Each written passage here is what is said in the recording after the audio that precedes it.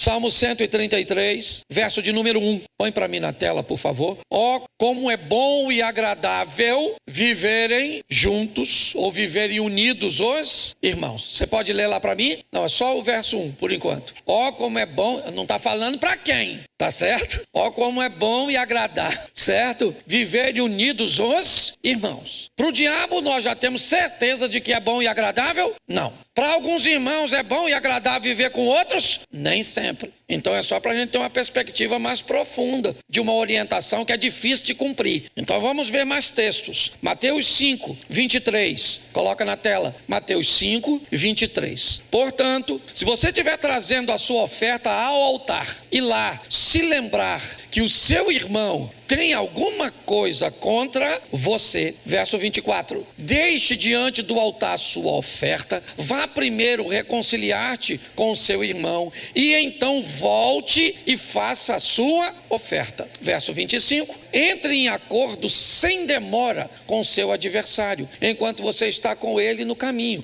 para que o adversário não entregue você ao juiz, o juiz entregue você ao oficial de justiça e você seja jogado na prisão. Preste atenção, porque novamente nós temos um texto bíblico falando da importância de resolvermos as coisas com o nosso irmão. Se você vai ofertar e durante a oferta não é você que tem algo contra o irmão, você lembra que o irmão é que tem algo contra você, tá certo? Deixa a sua oferta, vai lá, toma uma postura, então, e volte. Esse é o segundo texto, certo? Romanos capítulo 12, verso 18, vai nos dar também uma instrução muito preciosa. Repita comigo: se possível, no que depender de vocês, vivam em paz com todas as pessoas. Se possível, no que depender de vocês, vivam em paz com todas as... Mas esse texto nos dá uma margem de fazermos uma aplicação de que nem sempre será possível. Mesmo sendo bom e agradável diante dos olhos do Senhor. Mesmo entendendo que temos ou podemos ter problemas até durante a oferta. Os dois primeiros textos, eles fazem menção da importância. O terceiro texto vem dizendo, no que depender de você, porque você terá Deus por testemunha. É muito importante entendermos isso. Você pode alegar qualquer coisa que você quiser para mim como pastor,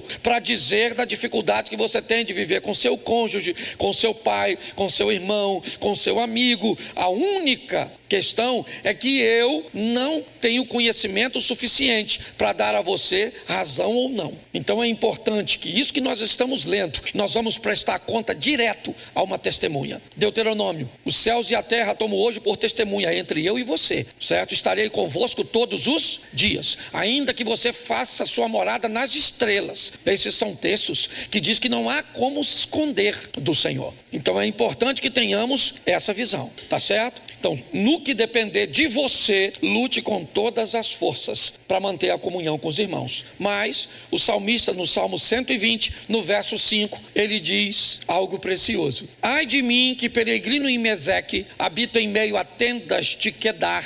As duas expressões, volta lá nas duas só para o povo entender, está descrevendo um povo bárbaro e um povo árabe, e o cara que escreve isso é judeu. Ele está dizendo, eu estou vivendo, eu sou peregrino, eu estou caminhando, peregrinando no meio de dois povos, bárbaros e árabes. Verso 6, já há tempo demais eu habito com aqueles que odeiam a paz. Verso 7, sou pela paz. Quando, porém, eu falo, eles teimam pela guerra. Feche os seus olhos. Senhor nosso Deus e Pai, em nome de Jesus, eis aqui a tua palavra, usa-me como um canal de bênção para instruir, para esclarecer, para aproximar pessoas de pessoas, para aproximar pessoas do Senhor, pelo poder do nome de Jesus. Amém. Glória a Deus. Amém. Isso. Se viver entre irmãos em comunhão é bom e agradável, é ao Senhor. Se isso é bom e agradável ao Senhor, o inimigo do Senhor, certo, torna-se inimigo de todos aqueles que tentam fazer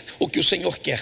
Todas as vezes que alguém se predispõe a se tornar amigo de Deus, automaticamente ele se torna inimigo do Satanás, inimigo do mal, porque não há comunhão entre luz e trevas. Todas as vezes que uma chega, a outra tem que sair. Elas não coabitam no mesmo ambiente. Então nós vemos que é bom e agradável a Deus que os irmãos vivam em união. Porém, isso não será fácil de ser mantido, porque alguém vai trabalhar para que isso não aconteça. Aí nós migramos para um texto que fala de um momento tão precioso, mas que tem o propósito de nos mostrar que qualquer momento da nossa vida, quem vai se apresentar, por mais importante e expressivo que ele seja, eu não posso me apresentar somente em parte. Ofertar é importante? Mas o que a Bíblia está dizendo é, Deus nos quer por inteiro. Então, eu não cumpro isso, mas pelo menos eu vou lá e dou meu dinheiro. Não é assim que funciona. Nós temos que ter maturidade. Então ele diz, deixa a oferta, se conserta e vem ofertar. Mas no Salmo ou em Romanos, nós recebemos uma informação muito importante. E qual é? Não vai dar para viver próximo de todos. Existem pessoas que não farão parte da sua intimidade. Elas não farão, não tem como fazer. Essa é uma informação importantíssima e que só pessoas maduras, me parece, que conseguem gerenciar esse tipo de informação. Porque ela não está dizendo para que eu descarte ninguém. Essa não é. Os 2 versículos anteriores, a Bíblia se completa, se entrelaça. Ela não fala contra ela, não é assim que funciona. Ela só está dizendo que no que depender de mim, eu vou lutar com todas as minhas forças para conseguir ter um bom relacionamento com todos, mas que nem sempre isso será possível. E o salmista descreve isso: peregrino em Meseque, habito em meio a tendas de Quedar, eu sou pela paz, mas quando eu luto pela paz, eles teimam pela guerra. O que a Bíblia quer nos mostrar é que precisamos fazer uma leitura, certo? Do ambiente das pessoas que nós nos relacionamos. E como filho de Deus, todas elas são nossos irmãos, até mesmo nossos cônjuges. No que diz respeito a serem filhos de Deus, nós casamos com nossas irmãs. As irmãs se casaram com seus irmãos em Deus. Por que é tão desafiador? Porque agrada a Deus. Por que é tão desafiador? Porque criar esse ambiente no nosso coração pode macular o nosso relacionamento para com Deus. Então é importante nós entendermos algumas coisas que podem e que causam guerras entre nós, situações que provocam, ok? As nossas reações. Nós ouvimos esses dias nesse altar que o que você faz, ou seja, a sua ação não determina quem você é. Não é a sua ação que diz quem você é. O que diz quem você é a sua reação. A proposta foi dizer o que é uma ação. É algo programado. Eu vou falar alguma coisa com você, então eu programei o que eu vou falar com você. Eu programei o tom, eu programei as palavras, eu programei tudo para falar com você. Então esse parece eu. Porém, quando eu vou falar com você, você pode me responder de uma forma inesperada. E quando você me responde de uma forma, certo, que eu não esperava, aí eu reajo e não ajo. Você já notou que alguém vai fazer uma ofensa a você, e quando você responde, ele fica mais ofendido do que conseguiu te ofender? Porque a primeira ação ele fez programada, a segunda saiu, foi sem filtro, ele não teve como programar. Então nós vamos entender algumas coisas. Eu separei algumas guerras. Por que a minha preocupação? Porque todas as vezes que o irmão briga com o outro, o prejudicado é sempre o pai. Todas as vezes que o irmão briga com o outro, ele sai da igreja. Todas as vezes que o irmão briga com o outro, ele tem problema. Você pode notar, o cara briga com o irmão, mas acaba tendo problema com o pai, ou relacionamento com o pai. Então nós precisamos aprender a estabelecer níveis de relacionamento. Eu já falei isso aqui diversas vezes, certo? Níveis. Onde é que essas pessoas ficam na minha vida? São pessoas que eu conheço, tá certo? Elas são meus conhecidos. Sei onde mora? Não, não sei onde mora. Sei se é casado? Não, não sei se é casado. Sei quantos anos tem? Eu não sei quantos anos tem. Eu não sei se tem filhos,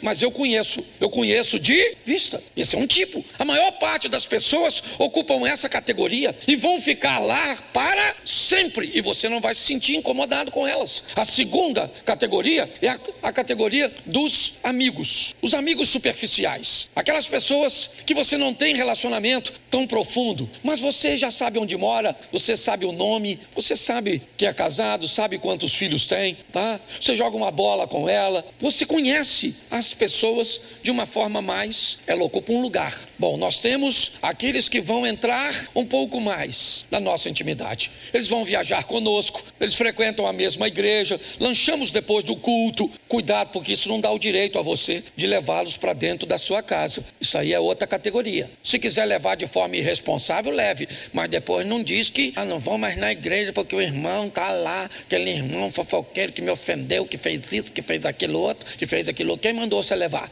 Tá certo? O Satanás. Aqui, ó, bota a culpa no Satanás não, já é culpado, mas eu vim aqui defendê-lo, certo? Você é obrigado a selecionar esse tipo de gente que vai ouvir sua intimidade. Estabelecer níveis de relacionamento é importantíssimo, e se nós não fizermos isso, vamos criar problemas para a nossa família, para a nossa comunidade, para o nosso relacionamento para com Deus, para o nosso exemplo para com outras pessoas. É de responsabilidade nossa. Então, segure aqui esses exemplos que eu vou dar a vocês. Gênesis 4, verso 8, o primeiro problema entre irmãos. Vou usar um texto só porque é muita coisa. Caim disse a Abel, seu irmão: vamos ao campo. Estando eles nu, Caim se levantou contra o seu irmão e preste atenção, nós estamos diante da primeira guerra entre os irmãos, e vamos entender por que é que irmãos se odeiam. Qual é o grande problema de Caim e Abel? Eles têm um problema. 2 vezes eles têm a oportunidade de resolver o problema, principalmente Caim. Eles apresentam a mesma coisa para Deus, uma oferta.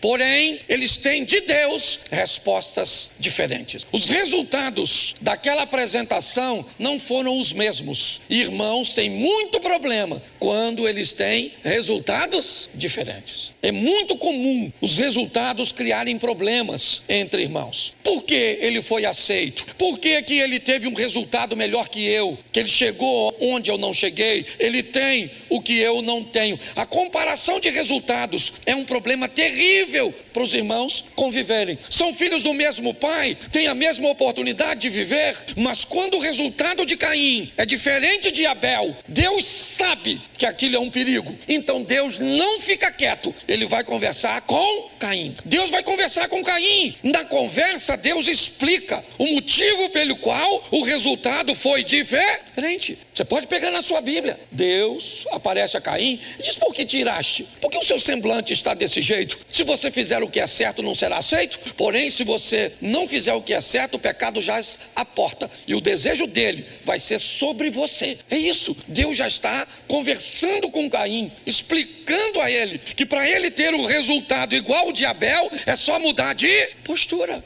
É só observar. Mas Caim não gosta disso. Mas ele tem uma segunda oportunidade de resolver isso. Ele disse, na minha tradução, diz assim: e falou Caim com seu irmão. Ele tem a segunda oportunidade de resolver as coisas. Ele pode conversar com Abel. Ele pode perguntar a Abel, certo? Qual foi a diferença? O que Abel fez para ser aceito? E talvez ele descobrisse nesse diálogo o que ele precisaria fazer na próxima oferta. Era só consertar a postura. Nas 2 vezes, ele tem a oportunidade de resolver, mas os resultados de Abel, o telefone celular do Abel, o tênis, a casa que mora, o carro que chega, o cargo que tem na igreja, a empresa que trabalha, ele não consegue suportar.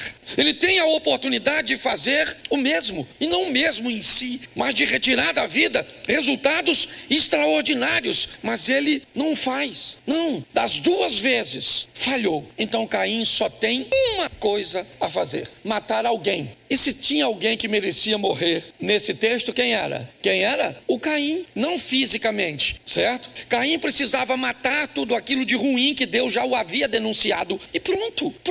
Gente, Caim não tinha problema de oração, não. O texto está dizendo que Deus conversou com ele. Não é igual muitas vezes nós não, que vamos falar e não somos. Deus falou com ele. Caim muda de postura, mas era difícil demais, doía demais ver o resultado do irmão. E olha que, segundo aqui nós temos, nem tinha tanta gente assim para saber, porque quando tem muita gente a gente fica com vergonha. É ou não é? Sim ou não? Você já tropeçou? Quando você tropeça, que você está na rua, qual é a primeira coisa que você faz? Olha para se alguém viu o teu tropeço. Se ninguém, dane-se, certo? Eu vi uma história muito interessante de um cara que ele foi assaltado e roubaram a roupa dele toda na rua. Como é que ele ia voltar para casa? Pelado. Pensa na vergonha, sim ou não? Isso. Mas ele achou uma sacola de papelão. O que ele fez? Furou 2 olhos, a boca, enfiou e nem correu. Ele foi embora pelado. Estava pelado, sim ou não? A vergonha dele estava exposta, sim ou não? Mas ninguém sabia quem ele era. Você está rindo de tu, às vezes. Então, escute só. Resultados diferentes fazem um irmão matar o outro. Eu não posso me deter muito, porque é muita informação. Vamos para o segundo. No segundo culto eu prego de novo. Tá certo? E é bom que quando eu prego um montão de vezes assim, eu não esqueço mais. Vamos lá. Segundo livro do profeta Samuel, capítulo 3, verso 2. Precisa anotar não, que depois você pode pegar na internet. Vamos lá. 3, 2, é de 2 Samuel. Segundo livro do profeta Samuel, capítulo 3, do verso 2 ao verso 4. Isso. Em Hebrom nasceram os filhos a Davi. O primogênito era Amnon, de Ainoã a Jerezita. Primeiro filho, Amnon. O segundo era Quileabe, de Abigail, a viúva de Nabal, o carmelita. O terceiro filho era Absalão, filho de Maaca, filha de Talmai, rei de Jesus. Preste atenção que nós temos aqui, certo? A relação dos 3 primeiros filhos de Davi. Mas o verso 4, o quarto, Adonias, filho de Agite, certo? Preste atenção, só vou ler até o Adonias. Adonias é qual filho de Davi? O primeiro qual é? Vamos ler de novo. Não, vamos não. Amnon, tá certo? Então vamos lá, o primeiro era Amnon, tá bom? O segundo era Quileabe, o terceiro era Absalão, o quarto era o Adonias, tá certo? Sim ou não? Então tá bom, Davi teve uma penca de filho, depois você lê que eu não sou obrigado a ler tudo, tá certo? Primeiro livro dos Reis, capítulo 1, verso 5. Nunca isole um texto da Bíblia que você vai se dar mal. Fique de olho em todos os textos, porque isso vai te ajudar bastante. Então Adonias, filho de, se exaltou e disse o quê? Eu reinarei. Providenciou carros e providenciou o quê? Cavaleiros e 50 homens, certo? Homens que corressem diante dele, ok? Verso de número 6. Jamais seu pai o contrariou, dizendo: por que procedes assim, certo? Além disso, era ele de aparência muito formosa e nascera, certo? Depois de Absalão. Preste atenção. Segundo motivo que os irmãos estavam a fim de matar o outro: sensação de injustiça e ausência de limites. Eu sou fruto de uma geração que não tinha muita dificuldade de conviver com o que o outro tinha. Fomos forjados, é ou não é? Quem aqui? Agora eu vou querer ver como é que o negócio vai ficar bonito agora. Quem aqui teve cachumba? Levanta a mão. Olha que beleza. Catapora. Tudo velho. Quem aqui furou o pé com prego ferrujado? Isso. Cortou o pé com caca de vidro. E tomou antitetânica. Isso. Cortou a cabeça no arame farpado. Tomou banho pelado no rio. Correu no pasto da vaca que queria dar uma chifrada. O galo queria dar umas paradas no seu, você correu também. Quem aqui teve frieira nos dedos? Bicho de pé. Carrapato estrela na sua virilha ou embaixo do braço? Olha que eu conheço. Estudei a história do povo antigo. Ô gente, esse tipo de tá preocupado se o outro ama, se curtir você. Falei isso para um cara esse dia na internet. Falei: rapaz, eu tive tudo isso que você tem aqui. Eu tô aí porque você tá pensando a meu respeito. Já tive sangue sugando. Você tá rindo, mas o assunto é sério. Só que hoje nós temos um povo, tudo eles são injustiçados. Nossa, eles comem carne todo dia, tem televisão, internet, eles têm tudo. Nós não tinha. O que nós tinha? Hoje eles têm high definition, nós tínhamos o raio do chuvisco, certo? Lembra de alguém do lado de fora girando a antena com bambu e você gritando: ei, passou? Lembra de tudo isso? Certo? Sim ou não? Uma geração que apanhava e continuava amando aquele que batia. Quem aqui apanhou, levanta a mão. Ficou de castigo, levanta a mão. É isso aí, mano, tamo junto, certo? Mas pensa no negócio hoje: injustiça e ausência de limite. Você não pode bater nas crianças hoje. Você apanhou, não tô falando violência doméstica não, viu? A turma do Conselho Tutelar. Aliás, tô com autoridade aqui, ninguém me prende não, tá certo? Mas é verdade, você apanhou, não apanhou? Pronto. Se você viesse na rua e uma mãe estivesse batendo num filho que estava fazendo pirraça, a sua olhava para tu. Hoje as pessoas chamam Conselho Tutelar. Ninguém criou lei quando eu apanhei. Agora na hora de eu bater, eu que falasse para minha tia: vou denunciar a senhora. Ela falou: eu bato no conselho, na conselheira, no Alexandre de Moraes, no Lula, eu bato em todo mundo, mano. Já não é Elon Musk que tá brigando com ele. Foi assim que nós chegamos até aqui, sim ou não? E aprendemos a respeitar os mais velhos, aprendemos a respeitar as filhas dos outros, não mexíamos em nada que era de ninguém, é ou não é verdade? Porque alguém nos deu limites. Irmãos que têm limites não matam os outros. Entende que não há injustiça? Não, mas Adonias se achou injustiçado. Por quê? Lembra? Eu até agora falei de Salomão? Não, né?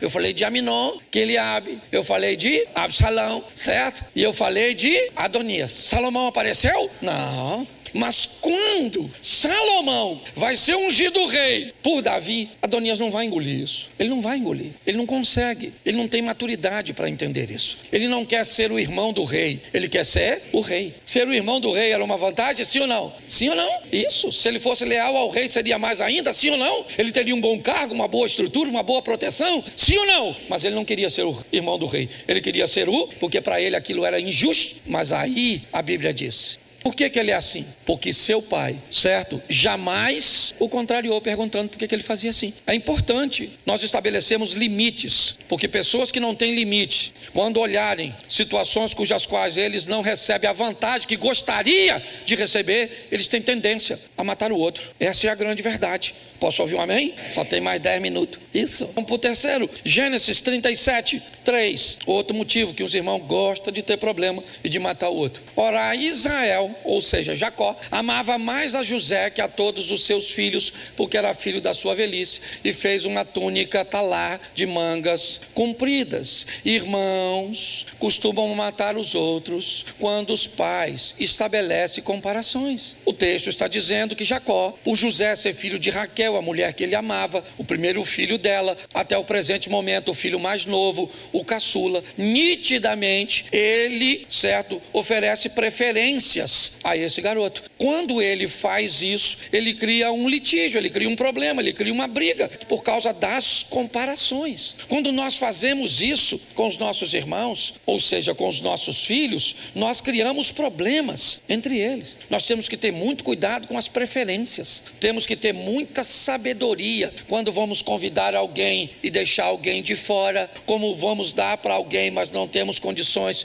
de dar para todo mundo. Você lembra que as mães tinham essa preocupação com os filhos, certo? De não estabelecer nenhuma vantagem a nenhum deles, porque eles entendiam que isso prejudicava mais do que ajudava. Para eu adiantar, 1 Samuel, capítulo 17, verso 28. Vamos lá, rapidinho. Ouvindo Eliabe, seu irmão mais velho, falar àqueles homens, acendeu-lhe a ira contra Davi e disse: por que desceste aqui? A quem deixasse aquelas poucas ovelhas no deserto? Bem conheço a tua presunção e a tua maldade. Desceste apenas para ver a peleja. Preste atenção. Irmãos costumam ter problemas com outros quando esses irmãos conseguem ter uma boa visão a respeito de si. Olha só, qual é o problema que Eliabe tem com Davi, o chamando de presunçoso? Na verdade, a exposição desse texto tem a ver. O que Eliabe não gosta é da maneira que Davi se vê. Davi não se vê como coitado e não se comporta como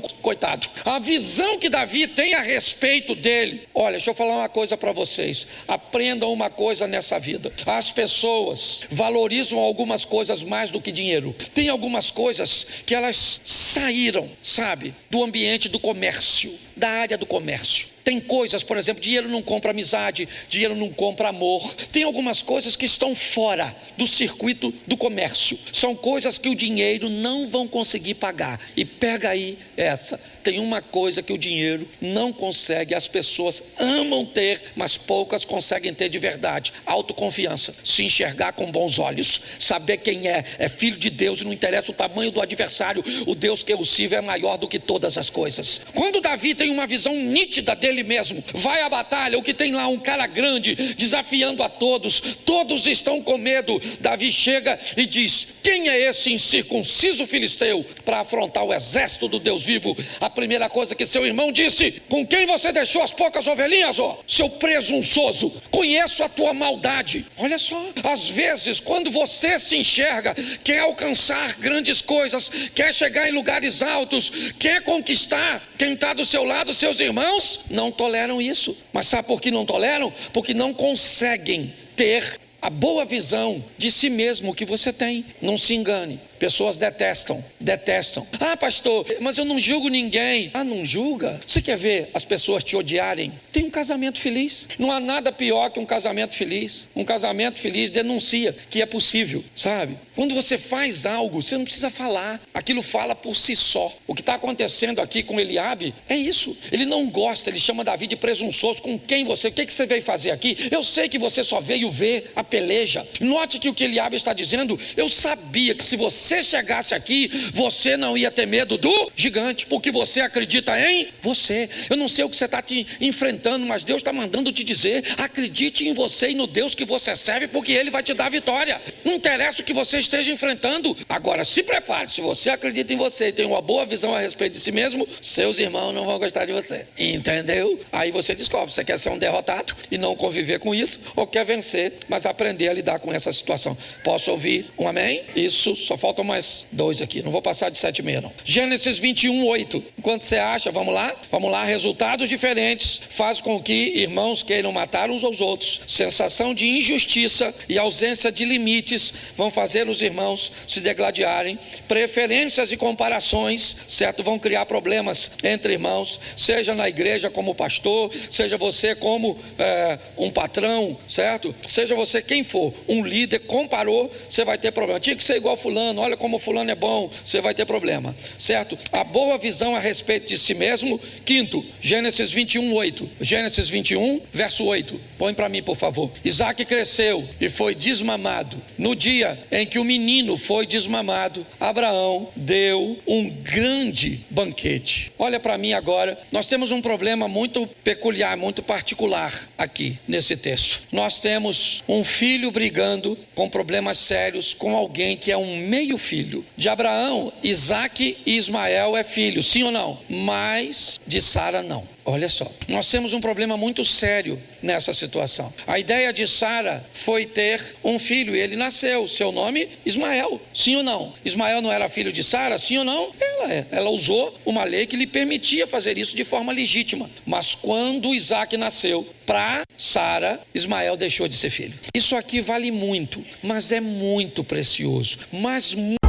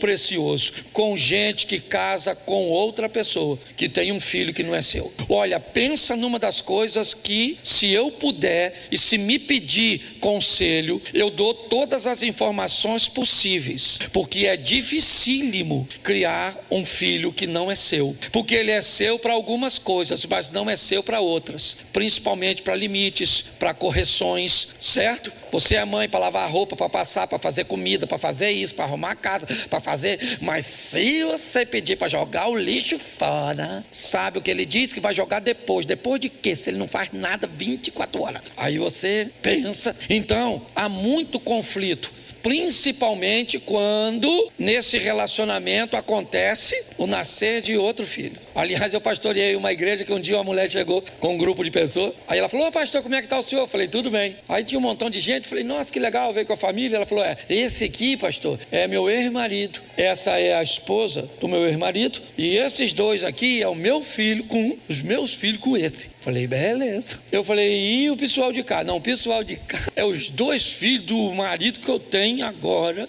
que ele teve com a outra mulher. E aí eu já estava tentando, e aí eu não aguentei, né? Eu falei: e esse aqui? Aí esse aqui sim, esse é de nós dois. Eu falei: Senhor, se o demônio vier aqui, esse povo entra nele. Você está rindo, mas o assunto é sério. As pessoas tratam coisas importantes de qualquer maneira. Vamos a 2 textos e a gente termina. Gênesis 25, 31.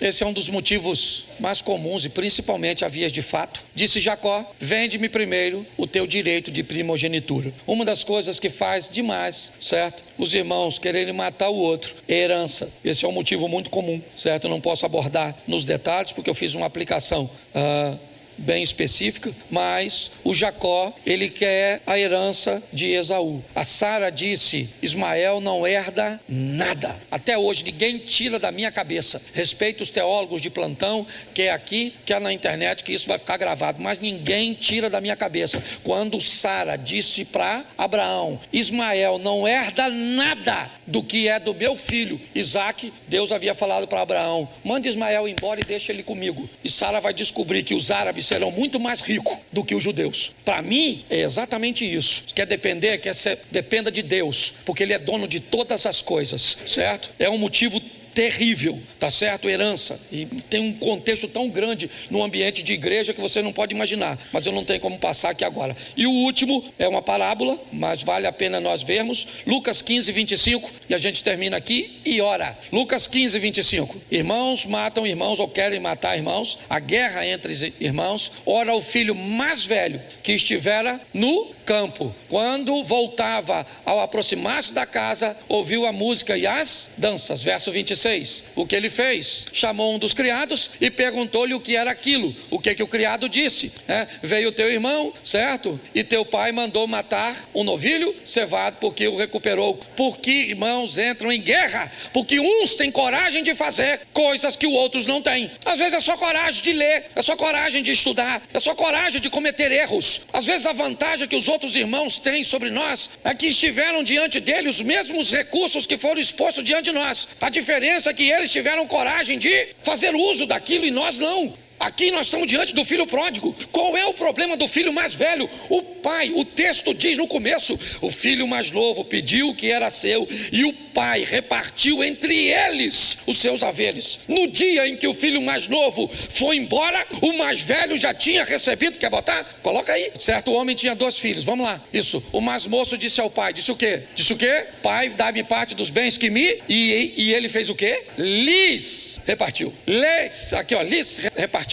Esse texto indica que no momento em que o filho mais novo vai com herança, o mais velho também fica, sim ou não? Mas o mais velho não tem coragem de fazer as coisas que o mais novo tem, entendeu? E o irmão mais velho fica chateado com aquilo. Ele não gosta daquela coragem que o irmão tem de tentar. Se nós não conseguirmos agir e lidar com os resultados diferentes, nós vamos ter problema com nossos irmãos. Se nós acharmos que a vida é feita de injustiças e não entendermos que há limite